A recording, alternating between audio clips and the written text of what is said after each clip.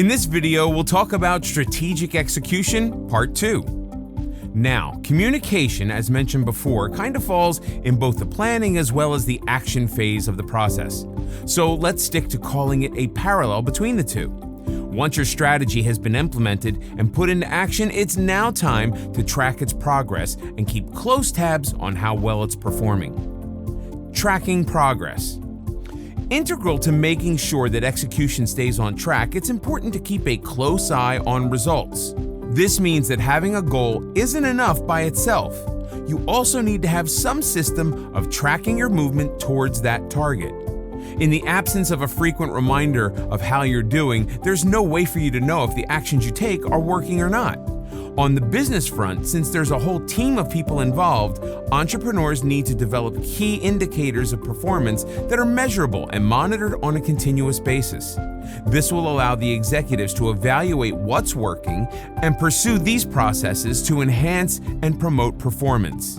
With declining results, businesses should decide what processes don't work and to make changes to prevent any further deterioration. This point should also take task delegation into account. This means assigning the right job to the right person. Remember how hiring the wrong person for the job could bring down a perfectly good strategy? Well, this is what you want to avoid. Being mindful of a project, meeting individual and team deadlines is crucial to continuously move a project forward. This can include sharing regular updates, which ensures that everyone on the team has a comprehensive understanding of the progress and how everyone's input fits into the whole. Even in non-business scenarios, tracking is essential for achieving goals. For instance, tracking progress helps everyone stay focused. A lot of people, not unlike businesses, fail to accomplish their goals not only because they don't possess the skills, but because they lose track of what they want to achieve. Businesses, on the other hand, may have the correct strategy that can bungle up due to the various reasons already mentioned earlier. Another consideration for tracking progress is that if you don't track, you may end up focusing more on failures. It's natural for people to focus more on the negative side of things, so even after accomplishing something, a mishap may make you forget the earlier accomplishment. How many people have you known who have tried losing weight but then gained it all back again and some more because they got derailed from their initial diet plan for some reason? Why even think about other people when this may have happened to yourself? Likewise, business scenarios demand that all progress and setbacks be recorded vigilantly to weed out the mistakes from the accomplishments.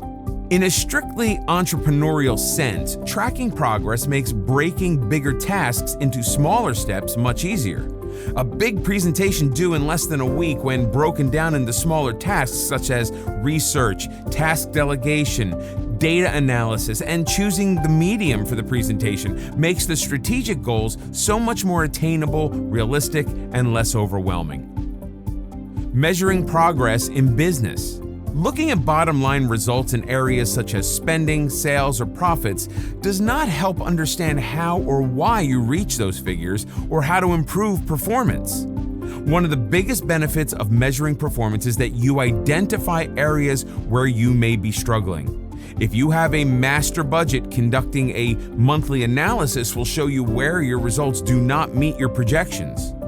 Tracking may just be what you need to realize that your projections might have been too optimistic and that the performance did not live up to its expectation. Such measurements can help you pinpoint your weaknesses while letting you put checks where needed or take other measures to support your business.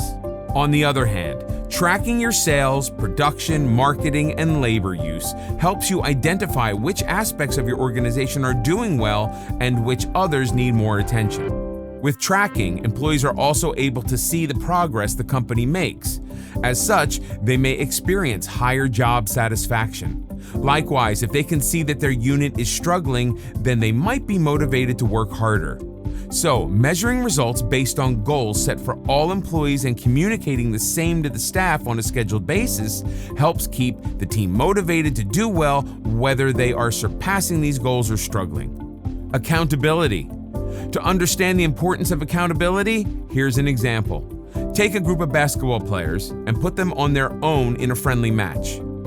As there is no one watching and no one keeping score, you may well find that all sense and cohesion goes out the window.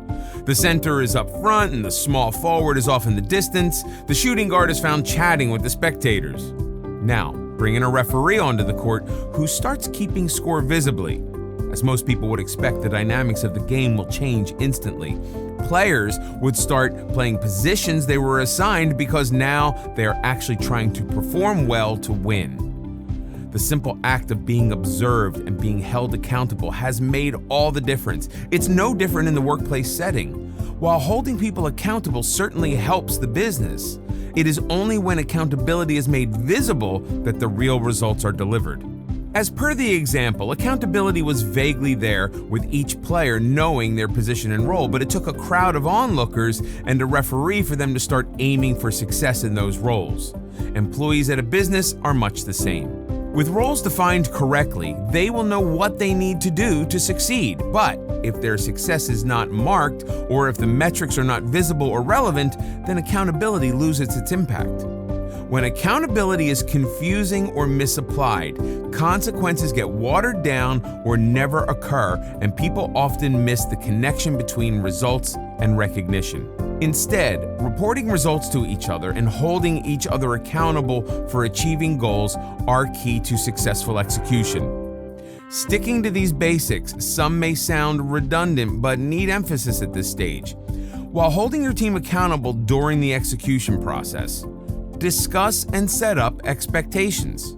Clearly articulating expectation is not only mandatory but crucial to the organization's success in setting up accountability. Think about the basketball players from the previous example. Knowing their position and role in the game holds them accountable for any mistakes or gains made in their area. Look for input. Looking for input engages team members in achieving goals. It gives them a chance to determine what works and establishes a vivid understanding of expectations. Actively coach the team. Accountability and coaching go hand in hand. You need to know of any issues that arise to keep your team mindful and answerable to any action that they take. Hold regular strategy reviews. Such strategy reviews, or call it communication, is important to holding the team liable during the execution phase. As each step of the way is reviewed, everyone's performance becomes obvious and can give you a fairly predictable heads up on the progress of your strategy execution.